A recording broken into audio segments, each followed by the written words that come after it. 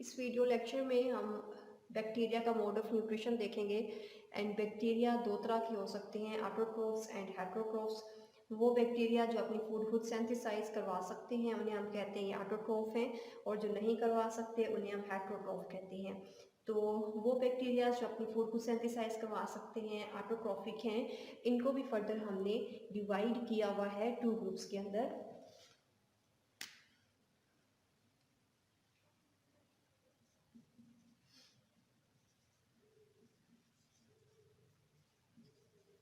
सो ये food synthesise करवा सकते हैं और ये नहीं करवा सकते, हेटरोट्रोफ।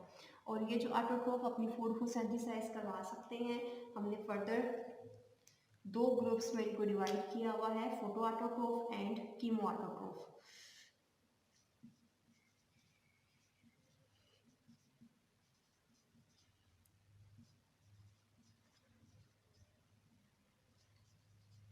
और ये जो डिवीजन हमने की है,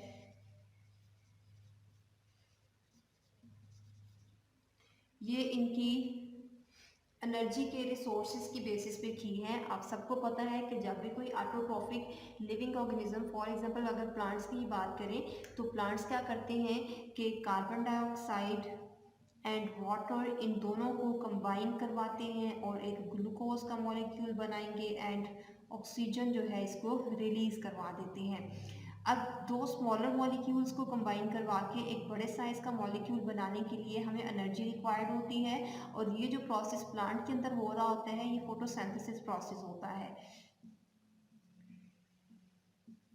फोटोसिंथेसिस मीन्स कि ये लाइट की प्रेजेंस में कार्बन डाइऑक्साइड एंड वाटर के मॉलिक्यूल्स को कंबाइन करवा के ग्लूकोज के मॉलिक्यूल को सिंथेसाइज करवाएगी, और दोनों को कंबाइन करवाने के लिए एनर्जी कहाँ से आती है, सनलाइट से ये एनर्जी प्रोवाइड की जाती है। ओके, अब ये जो फोटो ऑटोट्रोफ हैं एंड कीमो ऑटोट्रोफ हैं, इनका सेकंड वर्ड आपको ये शो कर रहा है कि ये दोनों अपनी फूड को सिंथेसाइज करवा सकते हैं, एंड फर्स्ट वर्ड ये शो कर रहा है कि ये दोनों अपना एनर्जी का सोर्स कहाँ से लेते हैं, दो इनऑर्गेनिक मॉलिक्यूल्स को कंबाइन करवा के एक ऑर्गेनिक मॉलिक्यूल बनाने के लिए। तो फोटो ऑटोट्रोफ नेम से ही आपको पता चल रहा है कि ये कहाँ से लेंगे, ये सनलाइट से एनर्जी लेंगे और इन ऑर्गेनिक कंपाउंड्स को कंबाइन करके ऑर्गेनिक कंपाउंड बनाएंगे। वाइल जो कीमो ऑटोट्रोफ है ये कोई भी केमिकल प्रोसेस के थ्रू फूड अपनी बनाते हैं। अब ये जो एग्जाम्पल हमने यहाँ पे लिखी है फोटोसिंथेसिस की, ये प्लांट्स के अंदर प्रोसेस हो रहा होता है। जो ये जो प्रोसेस है ये भी सनलाइट की प्रेजेंस में होगा, लेकिन दोनों में डिफरेंस क्या होता है कि वो कार्बन डाइऑक्साइड के साथ H2S गैस को कंबाइन करते हैं और ग्लूकोज का मॉलिक्यूल बनाते हैं। और एक और जो डिफरेंस होता है वो ये है कि यहाँ पे ये H2S को यूज़ करेंगे रिडक्शन के लिए, वाइल जो प्लांट्स हैं वो वाटर को यूज़ करते हैं, और एंड पे जो प्लांट्स हैं वो ऑक्सीजन को रिलीज़ करेंगे और ये बैक्टीरिया सल्फर गैस को रिलीज़ करवाता है। तो ये वाला फोटोसिंथेसिस का प्रोसेस जिसमें ऑक्सीजन रिलीज होती है उसे हम कहते हैं ये ऑक्सीजेनिक फोटोसिंथेसिस है।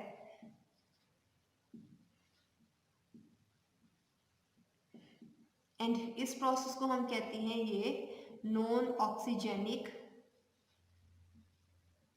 फोटोसिंथेसिस प्रोसेस है। नॉन ऑक्सीजेनिक मीन्स कि इसमें ऑक्सीजन सिंथेसाइज नहीं होगी, अपर वाले में ऑक्सीजन बिकॉज मिल रही होती है, तो इसलिए हम इसे कहते हैं ये ऑक्सीजेनिक फोटोसिंथेसिस है। एंड ये ऑक्सीजेनिक फोटोसिंथेसिस जो है ये यूकैरियोटिक सेल के अंदर हो रही होती है, जिसकी एग्जांपल हमने प्लांट की ली, और एंड ये नॉन ऑक्सीजेनिक अभी हमने प्रोकैरियोटिक सेल की एग्जांपल ली है जो कि बैक्टीरिया के अंदर हो रही होती है। प्लांट के अंदर जहाँ पे ये प्रोसेस हो रहा होता है वहाँ पे पिगमेंट्स प्रेजेंट होते हैं, और उसका पिगमेंट का नेम है क्लोरोफिल।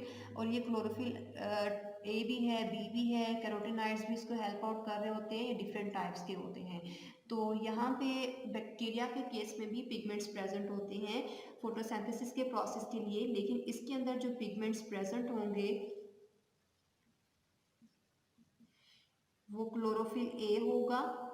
एंड क्लोरोफिल ए के साथ यहाँ पे एक चीज़ आपने चेंज लिखनी है कि ये वाला क्लोरोफिल बिकॉज बैक्टीरिया के अंदर प्रेजेंट होता है तो इसे हम कहते हैं ये बैक्टीरियो क्लोरोफिल है।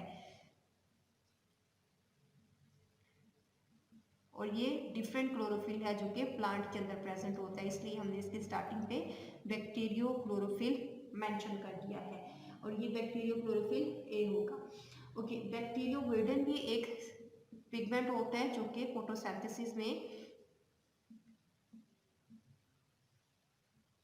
चाहिए होता है। कार्बन डाइऑक्साइड एंड H2S को कंबाइन करवा के ग्लूकोज का मॉलिक्यूल बनाएगा और एंड पे सल्फर गैस रिलीज होगी। तो ये दोनों पिगमेंट्स, ये जो फोटोसिंथेसिस का प्रोसेस है, फोटो ऑटोट्रोफ्स के अंदर ये कंट्रोल कर रहे होते हैं, ठीक है। While in case of plant, ऊपर हमने इसको कंपैरिजन कर लिया कि ऑक्सीजेनिक फोटोसिंथेसिस होती है और बैक्टीरिया की नॉन ऑक्सीजेनिक फोटोसिंथेसिस होती है। मैं आपको पहले ही बता चुकी हूँ कि ऑटोट्रोफ को फर्दर हमने डिवाइड किया हुआ है फोटो ऑटोट्रोफ में एंड कीमो ऑटोट्रोफ में। ये दोनों ही ऐसे लिविंग ऑर्गेनिजम्स हैं जो अपनी फूड खुद सेंथिसाइज करवा सकते हैं, लेकिन दोनों में डिफरेंस क्या है कि उन्होंने स्मॉलर मॉलिक्यूल्स को कंबाइन करवा के एक बड़े साइज का मॉलिक्यूल बनाना होता है।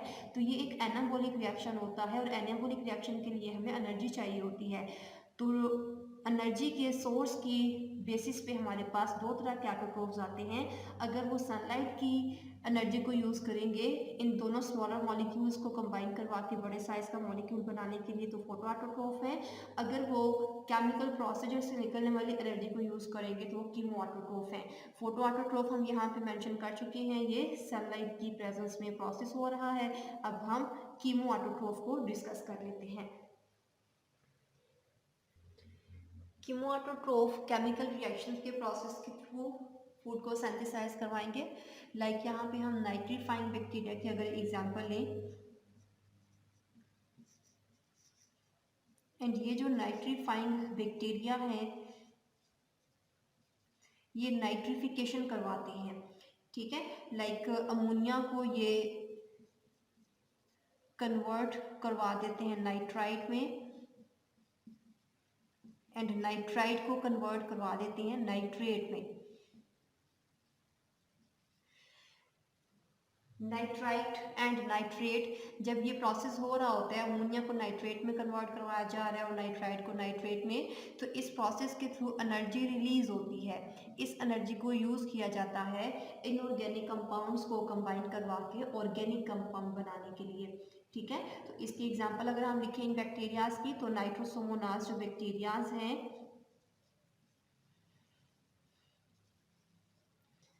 जिन्हें हम नाइट्रीफाइंग बैक्टीरिया भी कहते हैं, जब भी वो ये प्रोसेस करवाते हैं कि अमोनिया को कन्वर्ट करवाएंगे नाइट्राइट में और नाइट्रेट में, तो तब जो एनर्जी रिलीज होगी उसको यूज़ करेंगे इनऑर्गेनिक कंपाउंड्स को कंबाइन करवा के ऑर्गेनिक कंपाउंड बनाने के लिए।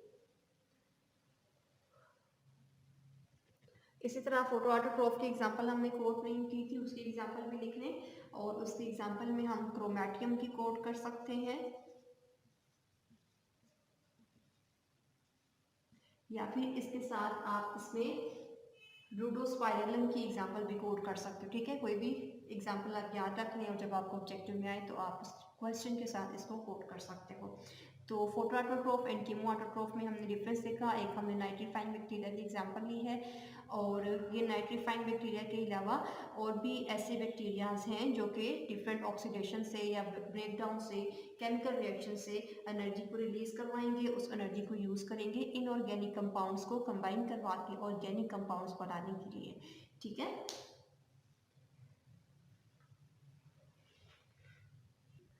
ऑटोट्रोफ को हमने डिस्कस कर लिया जो अपनी फूड को सिंथेसाइज करवाते हैं। अब हम हेटरोट्रोफ को डिस्कस करेंगे, और ये अपनी फूड को सिंथेसाइज नहीं करवा सकते, इनको हमने फर्दर डिवाइड किया हुआ है डिफरेंट ग्रुप्स में। तो अगर ये हेटरोट्रोफ किसी भी डेड और डिकेइंग ऑर्गेनिक मैटर से अपने फूड को लेंगे तो इसे हम कहते हैं ये सैप्रोफाइट्स हैं। ओके, सो हम ये हेटरोट्रोफ की फर्दर क्लासिफिकेशन लिख रहे हैं। First one is saprophytes, and ये सैप्रोफाइट्स क्या है, ये डेड और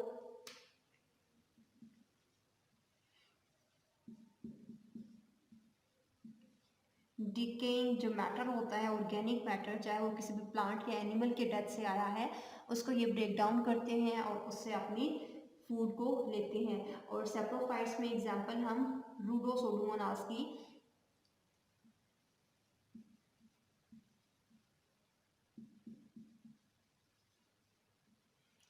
कोट कर लेते हैं, ठीक है। So saprophytes dead and decaying matter से अपने फूड लेंगे। एंड सेकंड जो ग्रुप हेटेरोट्रोफ के अंदर इंक्लूड होता है वो है सिम्बायोटिक बैक्टीरियाज।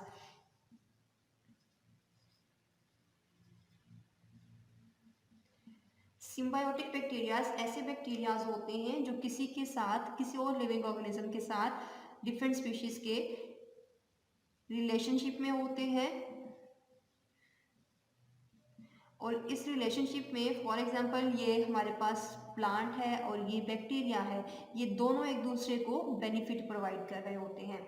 तो सिम्बायोटिक रिलेशनशिप दो डिफरेंट स्पीशीज के मेंबर्स के दरमियान होगा और ये दोनों एक दूसरे को बेनिफिट प्रोवाइड करेंगे। और यहाँ पे बिकॉज हम बैक्टीरिया को डिस्कस कर रहे हैं तो एक स्पीशीज हमारी बैक्टीरिया की ही होगी और सेकंड स्पीशीज यहाँ पे हम फॉर एग्जांपल प्लांट को ले लेते हैं। और इसकी एग्जांपल अगर प्लांट एंड बैक्टीरिया के रिलेशनशिप को देखी जाए तो राइजोबियम बैक्टीरिया है एक,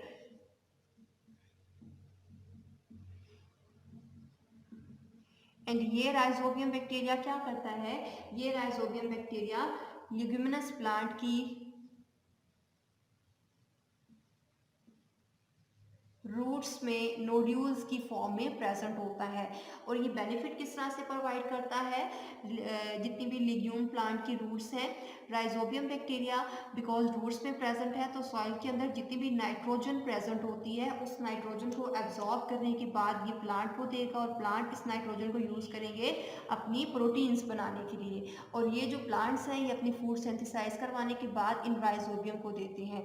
तो राइजोबियम क्या बेनिफिट ले रहा है प्लांट से कि ये अपनी फूड ले रहा है, बिकॉज ये अपनी फूड सिंथेसाइज नहीं करवा सकता, हेटेरोट्रोफ है ये, तो अपनी फूड ये प्लांट से ले रहा होता है। और प्लांट क्या बेनिफिट ले रहा होता है राइजोबियम से कि ये राइजोबियम नाइट्रोजन को एब्जॉर्ब करने के बाद प्लांट को दे रहा होता है, ठीक है। दोनों ही एक दूसरे से बेनिफिट ले रहे हैं, प्लांट फूड प्रोवाइड कर रहे हैं और बैक्टीरिया नाइट्रोजन एब्जॉर्ब करके प्लांट को दे रहे हैं और प्लांट इस नाइट्रोजन को यूज करते हैं प्रोटीन को सिंथेसाइज करवाने के लिए, ठीक है।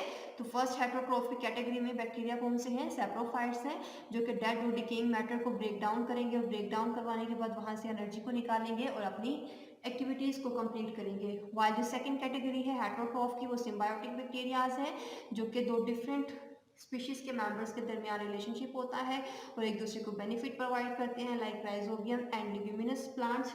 जो राइजोबियम है वो नाइट्रोजन एब्सॉर्ब करके प्लांट को देगा और प्लांट फूड सिंथेसाइज करवा के इस बैक्टीरिया को देगा। लास्ट कैटेगरी जो कि हेटेरोट्रोफ के अंदर इंक्लूड होती है वो है पैरासिटिक बैक्टीरिया।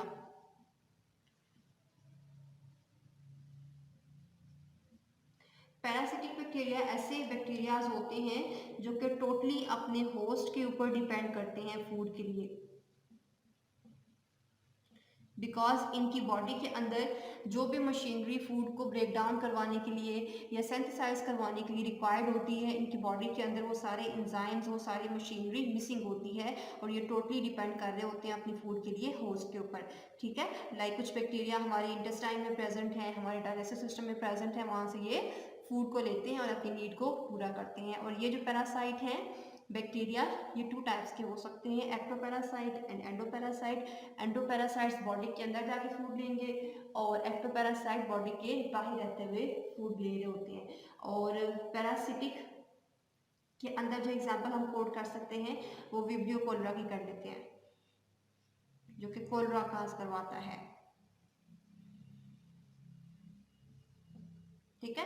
सो हेटेरोट्रोफ ऐसे लिविंग ऑर्गेनिज्म, ऐसे बैक्टीरिया जो कि अपनी फूड सिंथेसाइज नहीं करवा सकते, उसको फर्दर हमने डिवाइड किया 3 कैटेगरीज में, saprophytes, symbiotic relationship and parasitic हेटेरोट्रोफ।